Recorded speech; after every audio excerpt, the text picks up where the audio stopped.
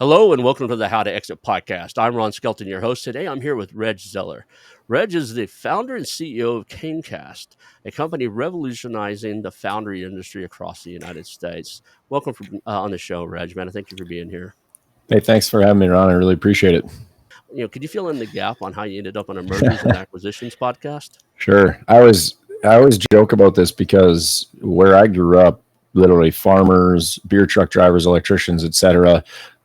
My dad went to college, pretty much the only one in his side of the family. My mom didn't. No one else until my cousins literally went there. So I walked into the easy way to sell this. I walked into the guidance office and talked to people about what I should go do in my life. They said, well, you like math and you like to solve problems, so you should go to engineering school.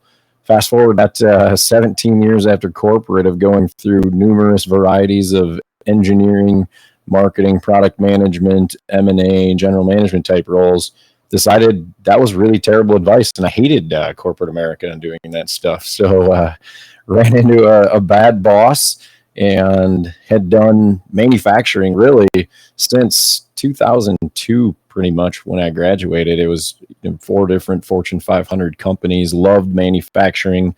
And I always make the joke, if I could drop it on my foot and it hurts, then I enjoy those types of businesses. I'm not a software guy by any means. And so just had the decision one day of, I'm out. I want nothing to do with this. No more PowerPoints, no more fancy suits. I just want to go jump in and make something here locally. And so from there, I ended up with, the worst thing ever. Didn't know what ETA and all the current terms were. Had no idea how to buy a business. Didn't really even know how to spell SBA, much less what it meant. So went out and found a business randomly. First business that I ever actually walked inside of. It was a foundry. Decided to buy that after some due diligence on my part because I had that corporate background in M&A. Kind of understood it. The more I learned it, and literally 4 or 5 months after I decided, or I walked through it, I bought a business. And that was the thing. Once I realized if I kind of separate all these pieces out, the concept or the general people talk about Porter's 5 forces or how you look at marketing, you think about customers, this is almost literally the opposite of what everybody would want to get into from search funds or what people would want to get into from private equity, micro private equity. And now we've created a space that private equity or micro private equity doesn't want to touch at all. We're much too large for individuals, but yet, the big private equity guys are like, hey, now we're liking what you guys are doing. You want to take some of our money? We'll just pay you. We'll buy what you have, and then we'll move it over. And, you guys can just run this for us. Like 5 years ago, I probably would have taken you up on that offer. But today, we've done the hard work, and now, we're got a little bit of a gap. But yeah, it went from August to 2016. I saw the business in October of 2016, so 2 months later, and we bought it in January 2017. You're doing $4 million a year in sales. You can't go buy a $2 million piece of equipment like we can. And at the same time, you have to then hire white collar workers. You have to hire, blue collar workers that know that. And, you go buy from a big foundry, they know one tiny slice. And for our guys, what we need in a small foundry, they need to know the entire. So you don't have to have that depth. You need to have the outside vendors or whomever, or at our holding company level, have that expertise. You just can't afford to do it on, the individual piece, which is kind of where we are that nobody else is, and we're continuing to grow. And our purpose will be to stay small in each one of these. So that's really our niche and where we're going to play. And like I told you, the search funder, this is literally what not to buy 101. high capex, you need a lot of money to grow. It's key man risk. Again, it's like every bad thing imaginable. So we are 10, 15, 20 plus years away from when we would actually utilize any of that type of technology. So we are integrating. We already have the 3D printed plastic. We don't have one in-house, but we'll use third-party vendors as needed. We just don't have a lot of customers that have value in this with the 3D printed sand. And the 3D metal, we're paying attention to it.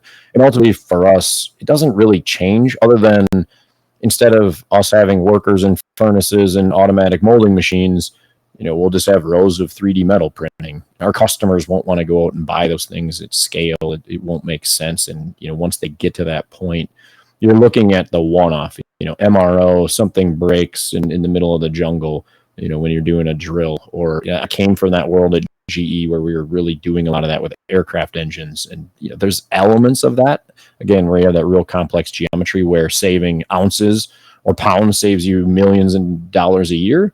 Different animal, not the type of parts that we deal with in my type of facility. So we're monitoring it, but I think it'll be after my career before it's something that will take a material impact from a direct metal printing. So, what's the coolest thing you guys make? If you could decide, or strangest, like what would be something that you guys? We make all kinds of crazy stuff. The two that people love to hear about the most, three. So one, anybody that is a kid, obviously, or when they were a kid in a playground, there's a giant spring. You go, there's a big horse with a giant spring on the bottom and rock back and forth. We're essentially the only domestic manufacturer of those horses anymore. Real interesting aside is we had one of our customers came to us. They had an outside vendor. And so for Pride Fest, they put 4 giant unicorns to the point where adult size humans can ride these things. And so they made these giant black unicorns with dual, instead of the single spring, now there's 2 springs at the bottom. And there's a bunch of people. That's now a thing. Every time anybody goes to New York City, goes past Rock Center, it's inevitable that I'm going to get a picture of somebody riding one of the unicorns we made. But other things, for any of the golfers in the audience, we make a lot of the golf ball washers. So if you're familiar with that, we make deer stands. You kind of name it, so far across the spectrum, but typically it's either the ball washers or some sort of a playground equipment that everybody likes to talk about. We've created something that fundamentally has changed, first the small foundry industry in this country, and then the next thing is going to be, the next industry. And I keep saying this, I fundamentally believe in small local manufacturing. I think there's a spot for it everywhere. That's not a knock on China or Mexico or anything else. I just think that there's reasons to have it in each of these places. And so I think we'll be able to continue to do this. And, I always joke about this. It goes from, I don't know whether it's a legacy first or a dent in the universe second. Some of my buddies argue about this back and forth, but I want to fundamentally change how this thing works in this country. So I don't see selling it helps that, to be perfectly honest.